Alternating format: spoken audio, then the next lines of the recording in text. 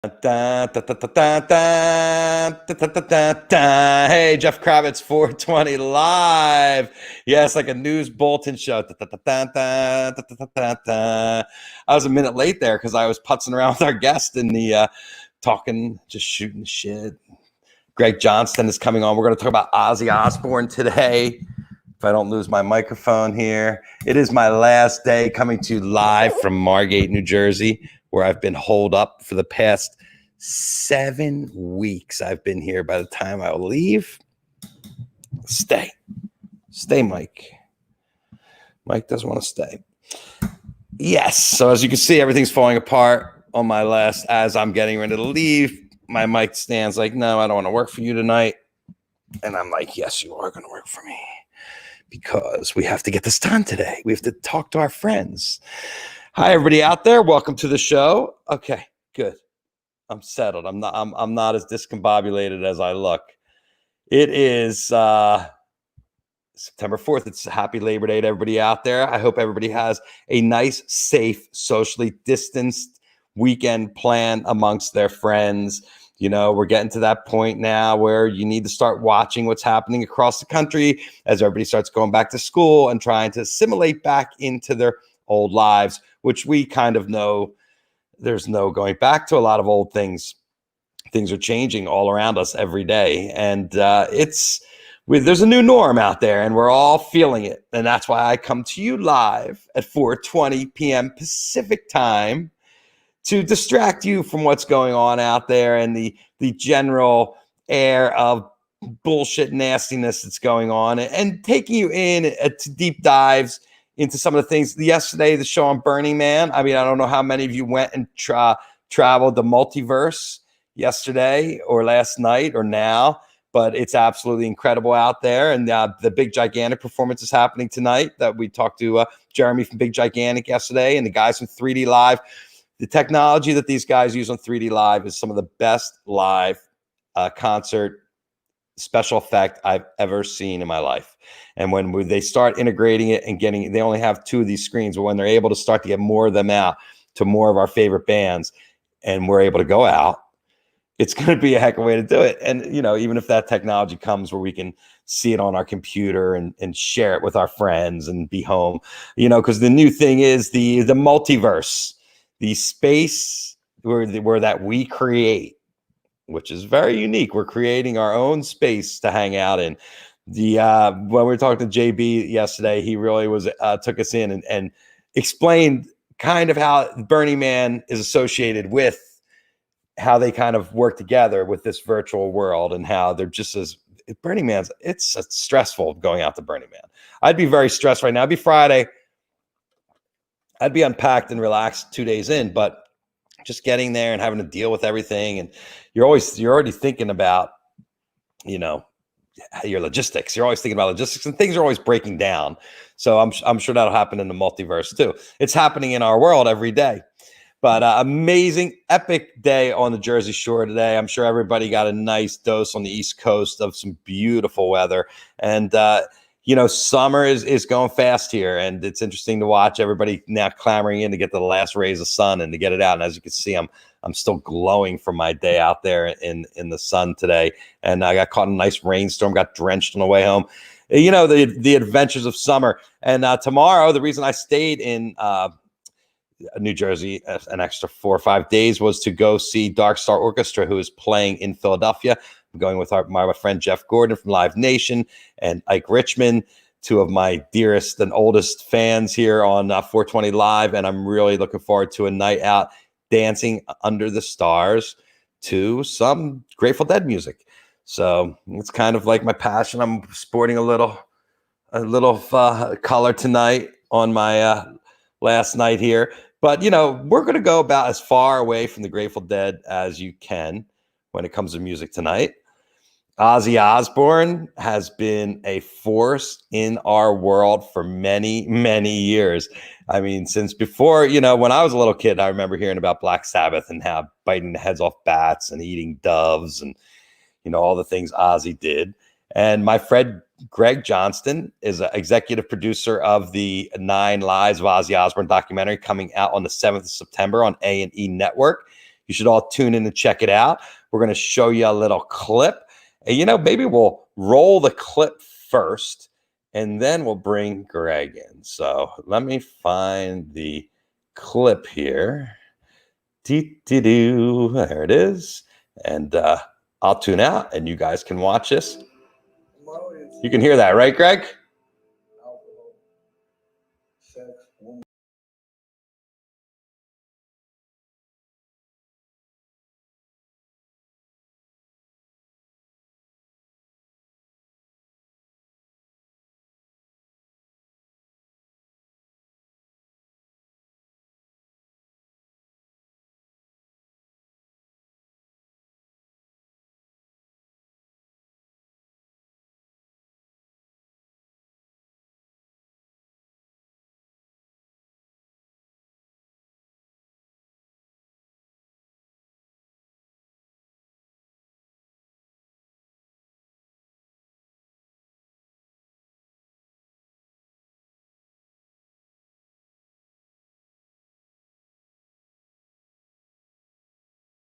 I can't hear the audio, right? All right. Okay, hold on. I'm going to take this out. We can't hear the audio, but you saw a minute of what it looks like. Hey, Greg. Hey, brother. How you doing? It's always fun to go live. It is. And I have to apologize to all of your fans watching. I think I was the cause why you were late, because we were bullshitting before this went on and telling stories. And you were like, holy shit, I got to go live, man. Right.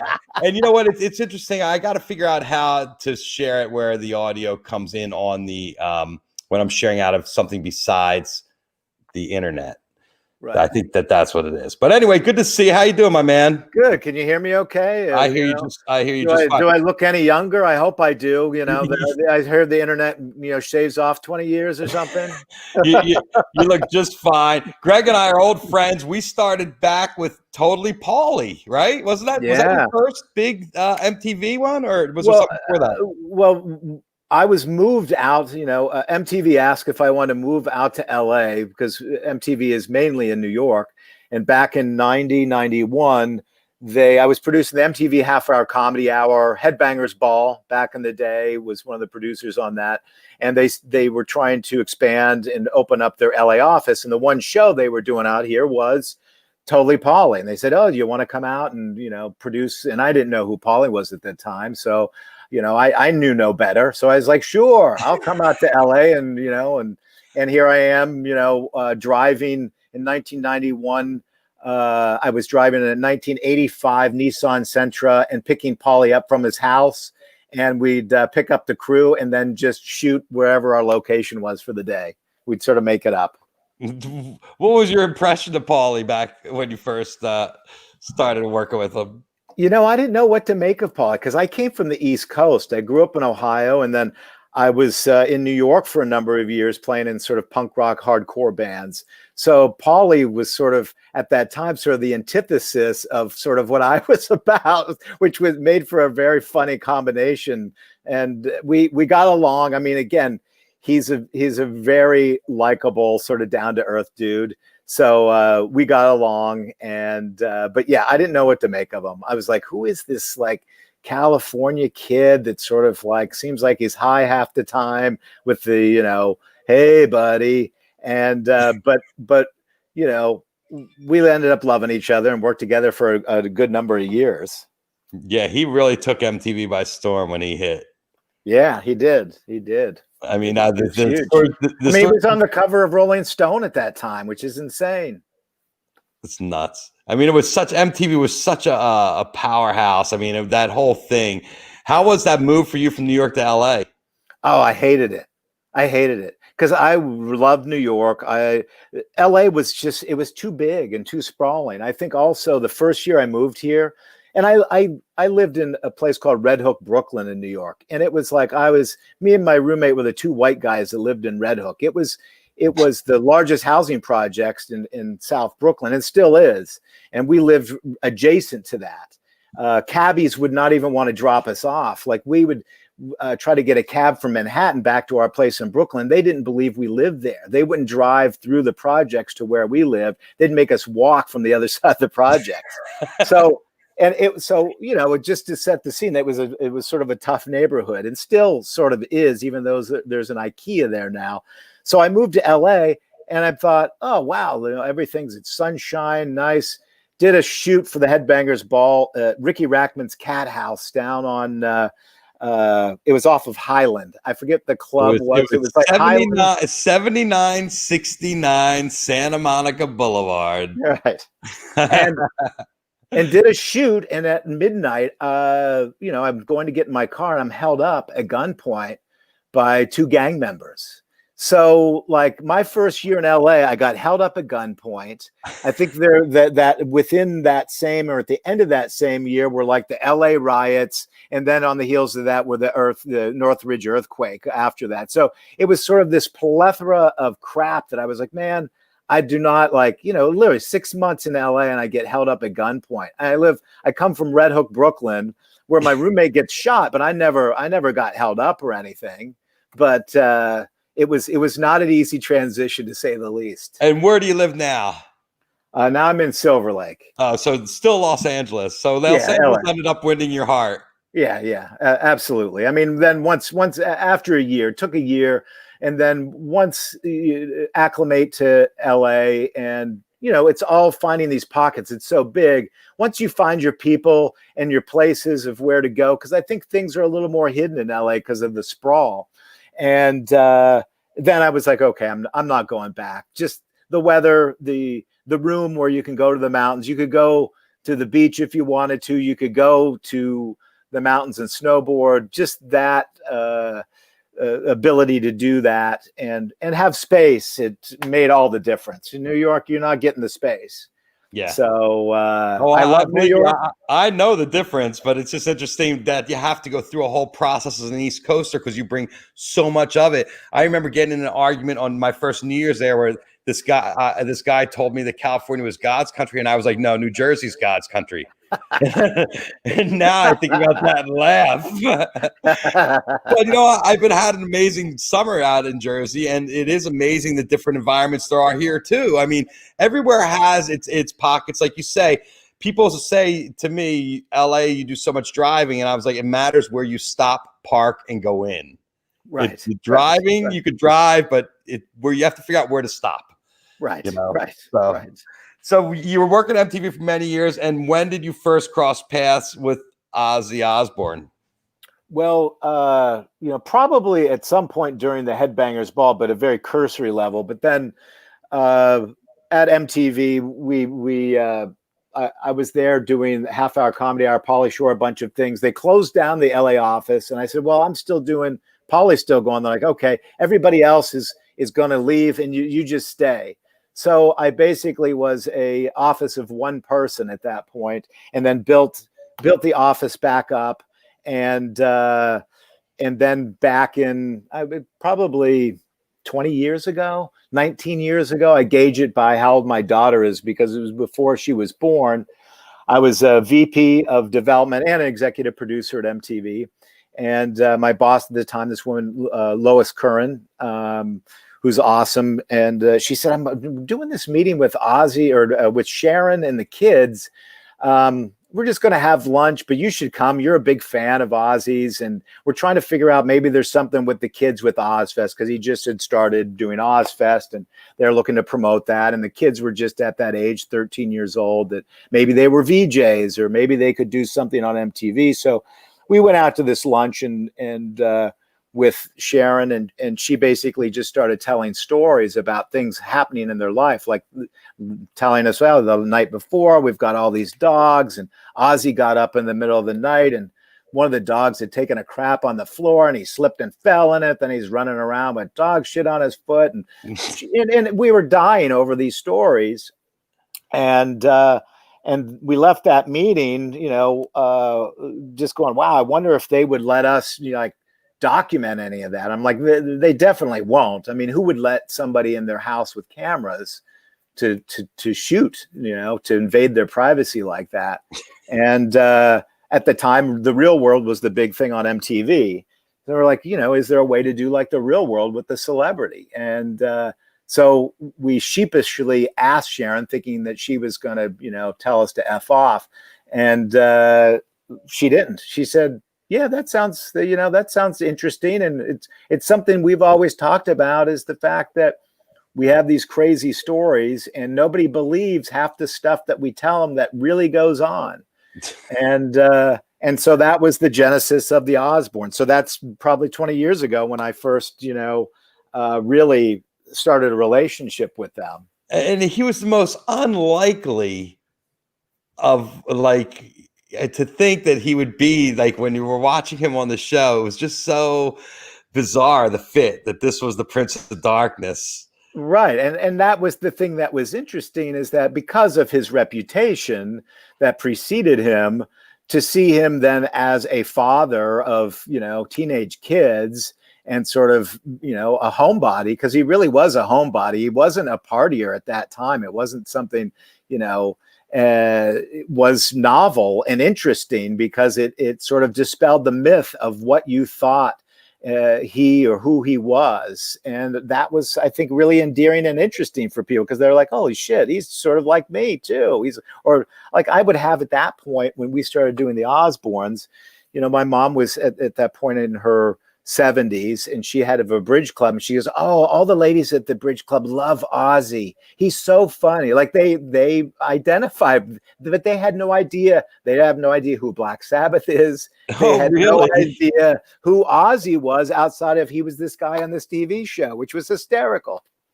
Right. So he was just a normal guy to them. That's another guy on a TV show fumbling around that they find entertaining. And meanwhile, he's got this history, because they didn't really do the deep dive. No, right. They're in their 70s. They're living in Ohio. That's where, I grew up. So I was able to get the 30-second clip up. So here, let's check this out. Okay. All right. Ozzy changed everything. He revolutionized music. Everybody's trying to grimace everybody else. And Ozzy is just with this giant grin on his face. He transformed TV. It was the first time that any celebrity had opened up their home. Now Ozzy opens up to the world and himself. I'm Ozzy Osbourne, the Prince of Darkness. Okay. All right, that was good. Biography: The 9 Lives of Ozzy Osbourne. Monday, September 7th at 9 on A&E. So they opened up their house. Talk about what it was like camera-wise, because I know what the Real World house was, but the Real World house was kind of all wired with cameras all over the place. Did you do the same thing with the Osbourne house? Well, it's funny, because that's how I initially approached it.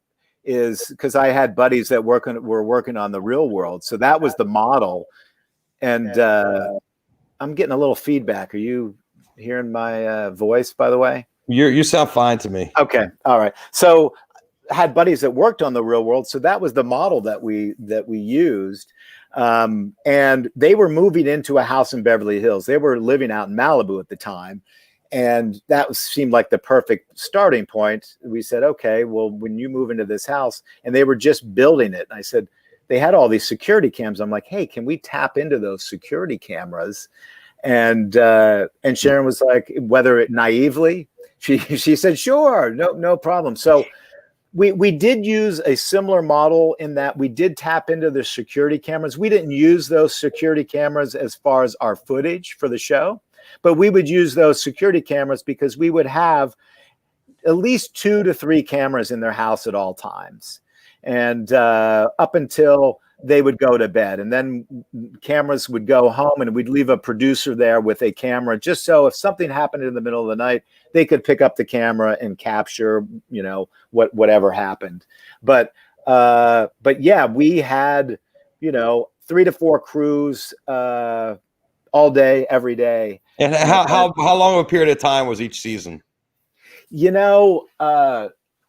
I want to say it was probably, it was like a Real World. I want to say it was like 3.5 months.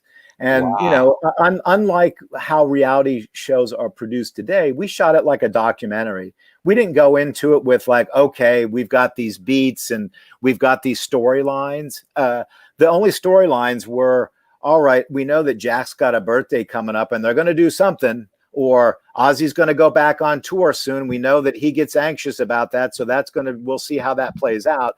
But we would shoot for one 30-minute episode, a week's worth, hundreds of hours of footage.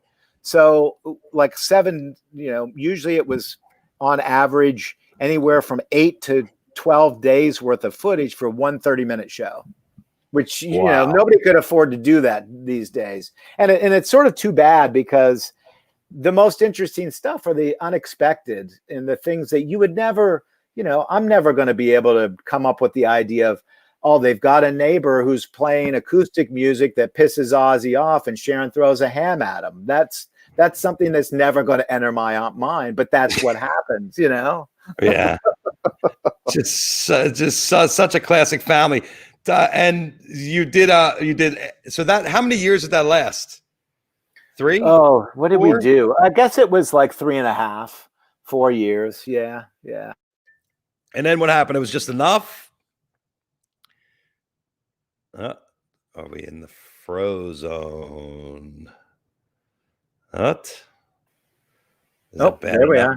Oh, there you go. Here you come. All right. And was it enough? Why did it stop?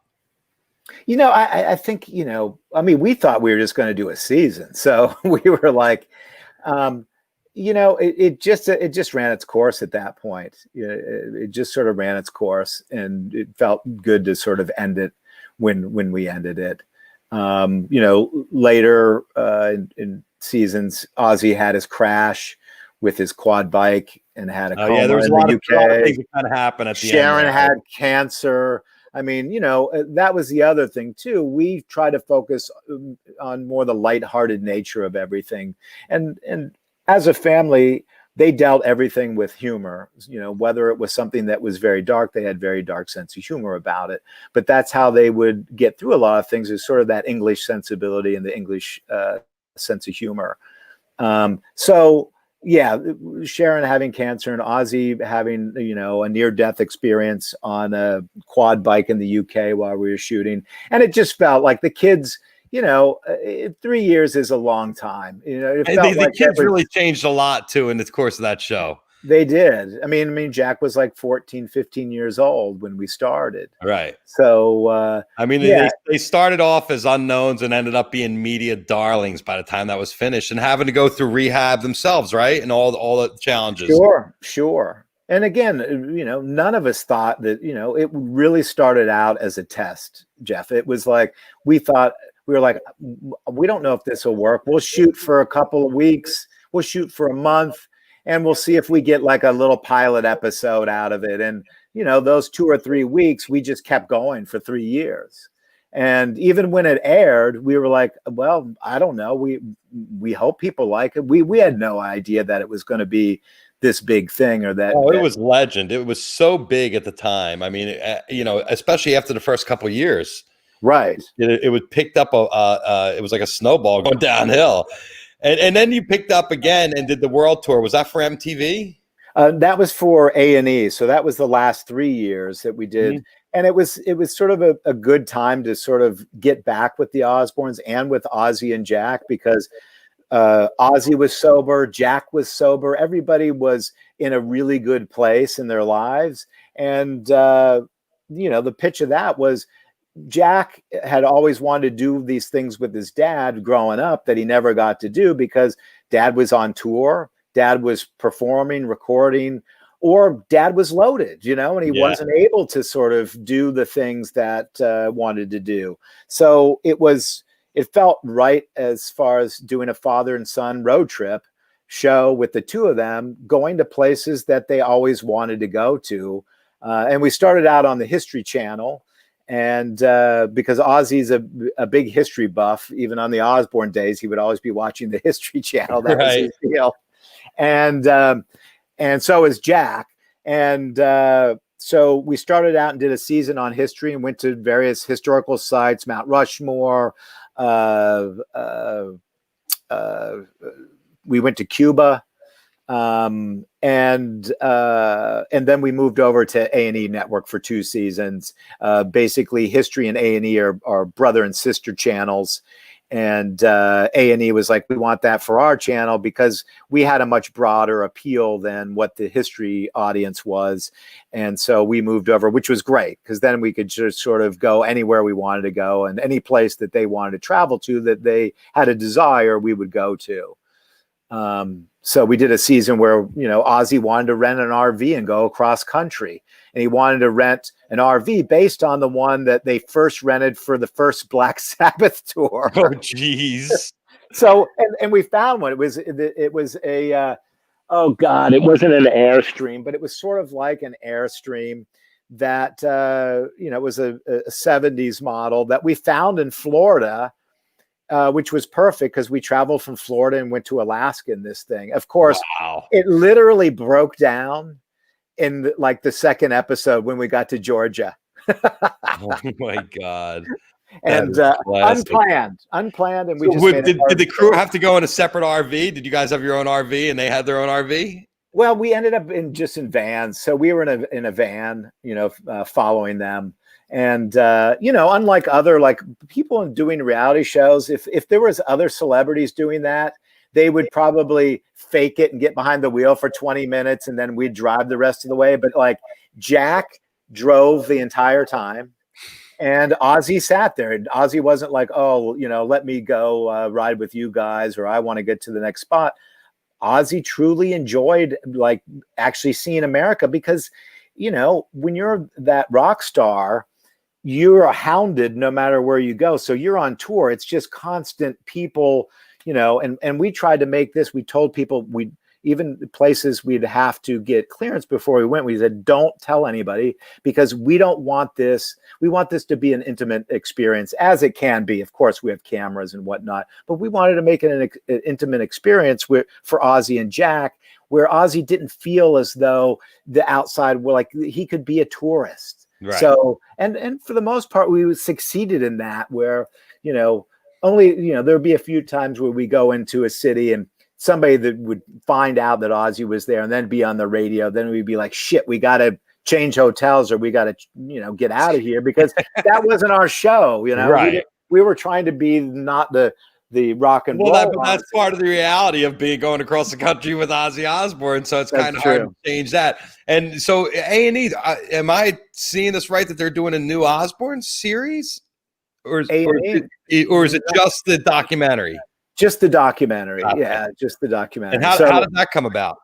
Well, it sort of came naturally out of doing then 3 seasons of Ozzy and Jack. The last season we did, I guess maybe the last season of the World Detour, we did have Kelly and Sharon did make some appearances, which were a lot of fun. But just out of the natural relationship that we forged by doing that show, they wanted to relaunch their show, their biography, because they had sort of put that to bed.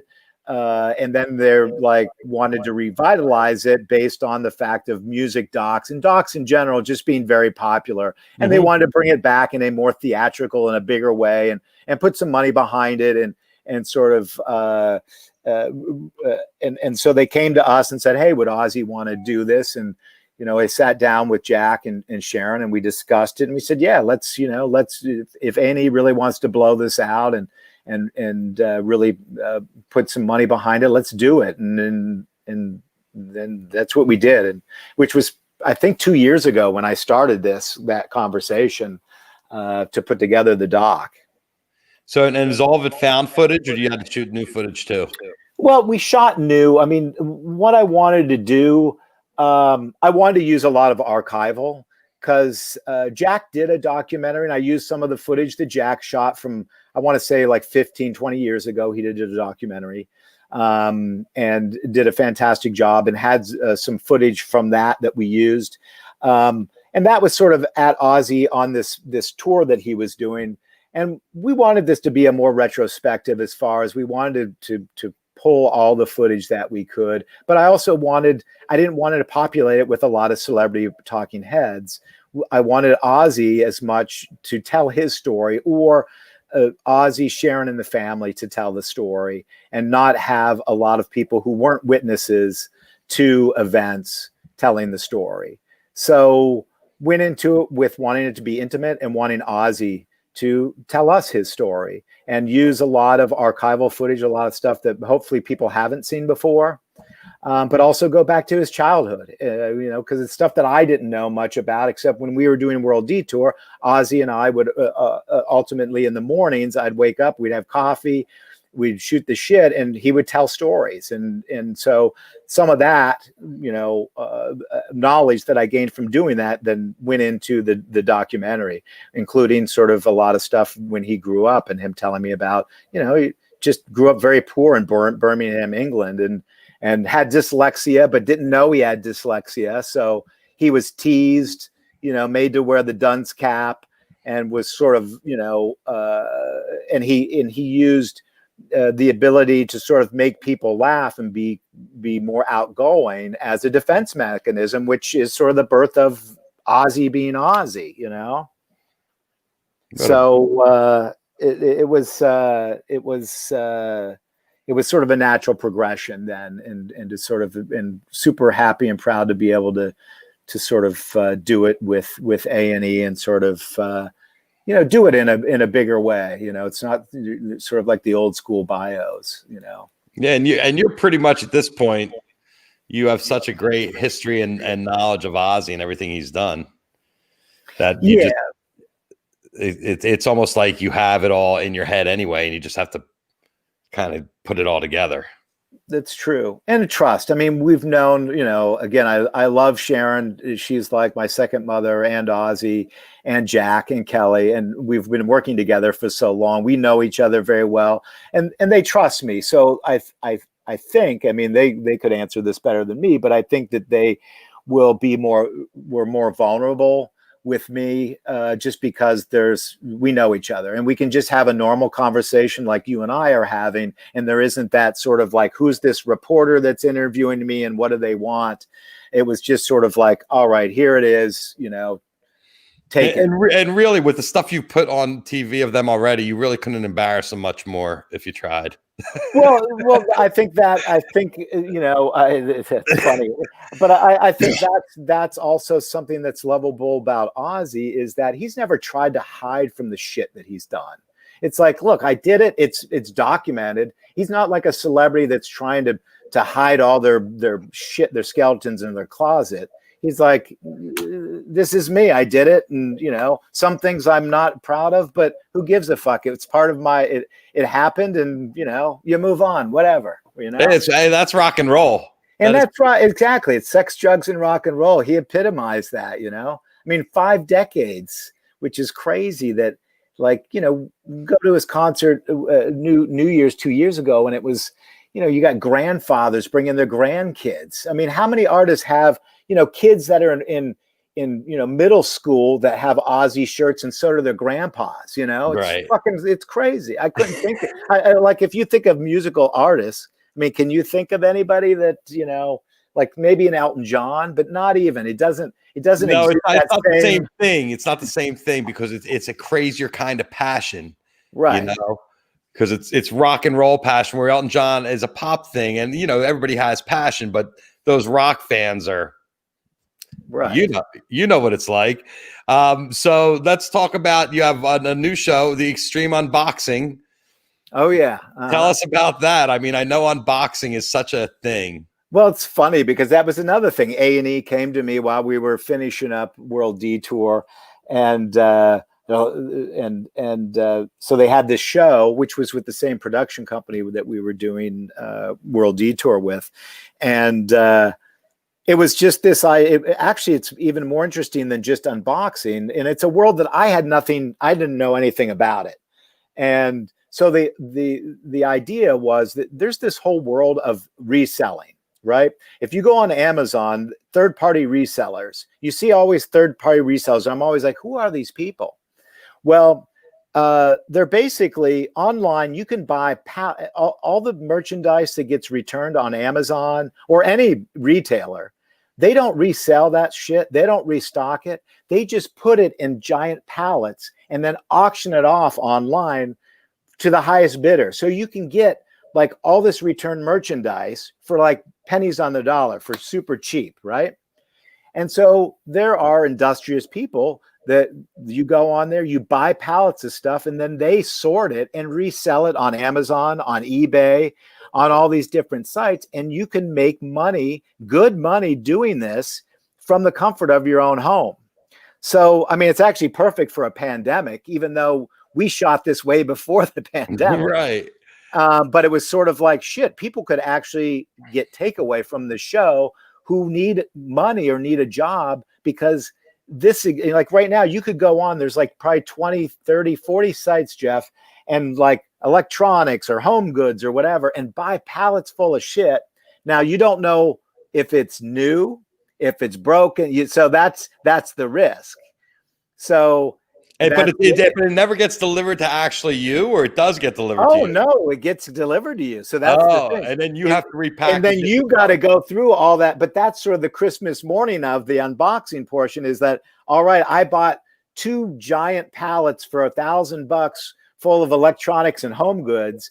And, you know, online, it'll show you a picture of some stuff, but it's really bad pictures. It's usually okay. So you know what this reminds me is kind of like the show where they would do that with open up the people's storage containers, and then you'd have to buy the storage container, and then you have to make a dime out of it. So it's the same thing. You price up the item. It's very similar. It's very similar. You're guessing on what you think are in these pallets, and they'll give you some places will tell you, well, the retail value is whatever, but that retail value is based on if all the stuff in there is new. Right. Like you could get a pile of shit and everything's broken and you lost all your money, or it's all new and you've like quadrupled or more your money. So $1,000 and you're making $5,000. So, but you know, the people that do it a lot, they know sort of what to look for. If there are high-end brands, if like, you know, one couple is like, oh, there's La Creuset high-end, you know, cookware. Like I can sell that shit. So they buy it, and then it's like brand new stuff, and it's, you know, they resell it. And again, people can resell it. They resell it on Amazon. They resell it on eBay, or they resell it on locally at flea markets even. But there's good money. Like there's a guy quit a 6-figure job to do this. He went big, one of the guys on the show, and opened up a warehouse. So he buys like 10 pallets, a truckload at a time, and sorts that stuff and resells it as an Amazon and eBay seller. Crazy. People find a way to make a living which way. And again, there are young couples who want to spend, they got young kids. They don't want to have to do a 9. Most of it, like, are people are like, you know what? I don't want to fucking do a 9-to-5 job. This stuff can be delivered to my house. I can hang out with my kids more. So it's a quality of life thing too. Right. That's interesting. Well, I know we're short on time because you're a busy guy, but I can't help but look at that impressive wall of vinyl behind you. Oh yeah. So I want you to tell everybody about your show, because you go on at 5:20 Pacific time every day. Every day? Yeah. Yeah, well, every Friday. I just do Fridays. It's sort of a Friday hang for friends that I do live vinyl listening sessions. And, you know, I started it, I think, a week or 2 after watching you. And I said, oh, and somebody said, you know, you should do spin vinyl, you know, you've got all that vinyl you post. So I saw you then after somebody told me that. I'm like, oh, shit, I'm going to just try this. And, you know, I was telling you early, I do mine at 5:20. Because you do yours at 4:20. So I figured also everybody that's partaking in 4:20, their minds are at the right spot for music listening at 5:20, right? It's a sweet spot. How much vinyl? Are you always looking for new vinyl? Oh yeah, it's. I mean, I've probably got like close to 5,000, and yeah, I've now I'm outgrowing my shelves, and because there's always new shit. There's always like a rabbit hole to go down. Like the other day I was listening to like some old Bonnie Raitt, and I'm like, oh shit, I don't have her stuff on vinyl. Let me listen to some old albums. I'm like, oh man, her first album's great. Her second album, her third album's great. Her fourth. So then I start going on at eBay and start finding, you know, I got to go then buy her catalog. And, you know, that's part of the fun. But you know what? As you know, could be a lot worse. I could have a really bad drug habit. So having a vice where I'm buying vinyl is a pretty good, it's a pretty decent thing, you know, and it's not going to bankrupt me, you know. Well, there it goes. It looks like we're running out of Wi-Fi. Greg, yeah. Well, let's see. What's that? Oh, yeah. There you go. Ozzy with vinyl. Wizard of Oz vinyl for tonight. You know, I love it. Well, oh yeah, that's Friday. You're getting ready to go live with your show right now. I love it. So 20 minutes. This is the pre-show for Greg's vinyl show. Greg's on Facebook. Greg Johnston. Make sure you look him up. and check him out, and check out Ozzy on. Well, I'm looking forward to seeing the doc. That's exciting stuff. Yeah, so Monday at 9 p.m. on the East Coast, and then I don't know, depends on your cable provider, but probably 6 o'clock here on the West if you're direct or something. Great. Well, thank you very much, Greg. Have a great spin tonight, and good luck. Thanks for having me. Thanks, brother. Good seeing you. All right. Yeah, I did hear a little echo there at the end. I was hearing the echo, the feedback. It's always something when you go live, folks.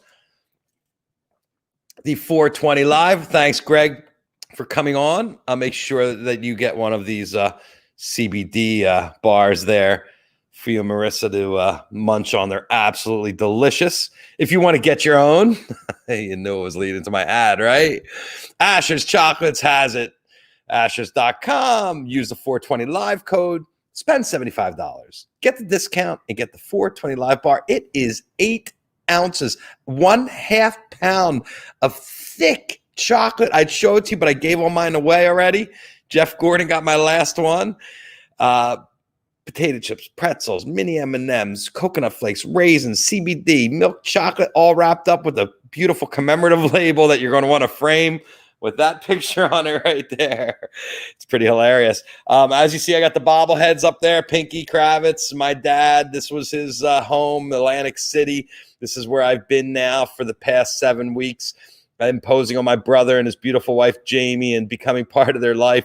And I'm looking forward to getting back to my kids and my wife and the fam, and to be back on the West Coast and to get ready for the fall. And I still think I'll be hitting a little bit of beach on the on that coast too, because let's face it, it is the thing to do when you're hanging out. It's summertime. It's going to be like 100 and some odd degrees in LA this week, and it's almost 90 here at the beach. It's been great to connect with a lot of my friends here. Fortunately, I've stayed healthy with my travel, and most of my contact has been outdoors. I think that is the key to staying safe, is staying outside. New Jersey has opened up the indoor dining, so people are getting into it. The most important thing you could do is vote. Don't forget headcount.org. Go on there and make sure that you are signed up, because a lot of people got purged. There's a lot of purging going on. There's a lot of illegal stuff going on. You don't want to get caught up in it. You want to make sure that you're able to cast your ballot on the 3rd of November, because it's more important than ever that we take back our country from the lunatics. I can't even get into it, folks. Anyway, have a great Labor Day weekend, everybody. The summer has been, truly weird, truly wonderful, and truly different. I mean, it's a different world we're in right now. We're trying to all figure out what the new norm is, and I don't know what it's going to be, but I'm going to be here for you guys. I hope you're there for me. Peace, love, and happiness out there. There's your big weekend Labor Day hug. If you're going to DSO tomorrow night in Philadelphia, I will see you there. I'll be the guy with the mask dancing on top of some car like in Wild Abandon. I'm really looking forward to live music. I can't tell you. I know we are all going through the same thing. There's a big hole right here where the music used to go. And I think we all got to have to fill it up and really get on to the thank you, my mother-in-law, Brenda. Hi, Brenda. Nice to see you. Thanks for tuning in, for checking up on me. Yeah, it's been great out here in Jersey and seeing everybody and being close to Mom. I've been seeing a lot of Mom lately. Say hi to your mom. Make sure you stay in contact with your mothers and your mother-in-laws and all your family members out there. Take care of yourselves and take care of each other's. Hydrate, medicate. You know the rest of it.